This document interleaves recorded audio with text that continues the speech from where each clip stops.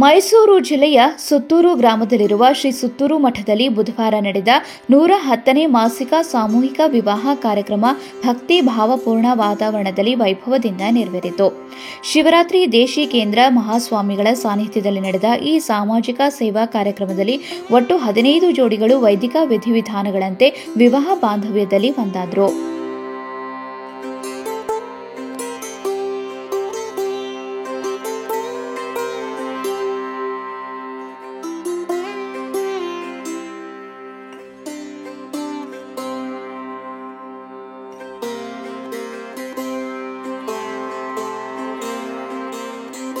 ಸಮಾಜದಲ್ಲಿ ಸರಳ ವಿವಾಹ ಸಂಸ್ಕೃತಿಯನ್ನು ಉತ್ತೇಜಿಸುವ ಉದ್ದೇಶದಿಂದ ಸುತ್ತೂರು ಮಠವು ಪ್ರತಿ ತಿಂಗಳು ಸಾಮೂಹಿಕ ವಿವಾಹ ಕಾರ್ಯಕ್ರಮವನ್ನು ಆಯೋಜಿಸುತ್ತಿದೆ. ಈ ಕಾರ್ಯಕ್ರಮದ ಮೂಲಕ ಬಡ ಹಾಗೂ ಹಿಂದುಳಿದ ವರ್ಗದ ಕುಟುಂಬಗಳು ಆರ್ಥಿಕ ಭಾರವಿಲ್ಲದೆ ತಮ್ಮ ಮಕ್ಕಳ ವಿವಾಹವನ್ನು ನೆರವೇರಿಸಿಕೊಳ್ಳುವಂತಾಗಿದೆ. ಮಠದ ವತಿಯಿಂದ ವಿವಾಹಿತ ದಂಪತಿಗಳಿಗೆ ವಸ್ತ್ರ, ಅಲಂಕಾರ ಸಾಮಗ್ರಿಗಳು ಹಾಗೂ ಪ್ರಸಾದದ ವ್ಯವಸ್ಥೆ ಉಚಿತವಾಗಿ ಮಾಡಲಾಗಿತ್ತು.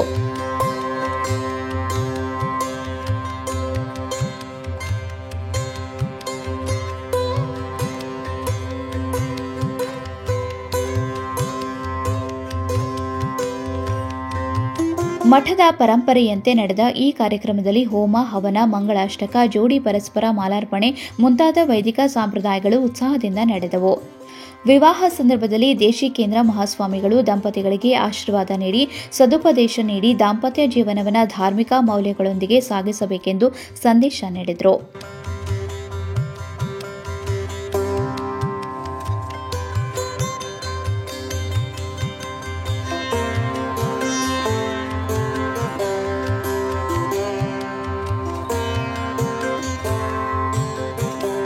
ಈ ಸಂದರ್ಭದಲ್ಲಿ ಮಠದ ಅಧಿಕಾರಿಗಳು, ಸೇವಾದಾರರು, ಗ್ರಾಮಸ್ಥರು ಹಾಗೂ ವಧುವರರ ಬಂಧುಗಳು ಭಾಗವಹಿಸಿ ಹೊಸದಾಗಿ ವಿವಾಹದ ದಂಪತಿಗಳಿಗೆ ಹಾರೈಕೆಗಳನ್ನು ಸಲ್ಲಿಸಿದರು.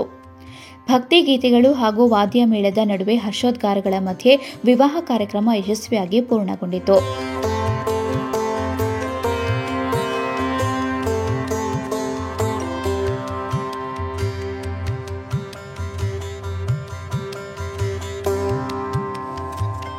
ಸುತ್ತೂರು ಮಠವು ಕಳೆದ ಹಲವು ವರ್ಷಗಳಿಂದ ಸಾಮೂಹಿಕ ವಿವಾಹ ಸಂಪ್ರದಾಯವನ್ನು ಮುಂದುವರಿಸುತ್ತಿದ್ದು, ಈಗಾಗಲೇ 1000ಕ್ಕೂ ಹೆಚ್ಚು ದಂಪತಿಗಳು ಈ ಯೋಜನೆಯಿಂದ ಪ್ರಯೋಜನ ಪಡೆದಿದ್ದಾರೆ.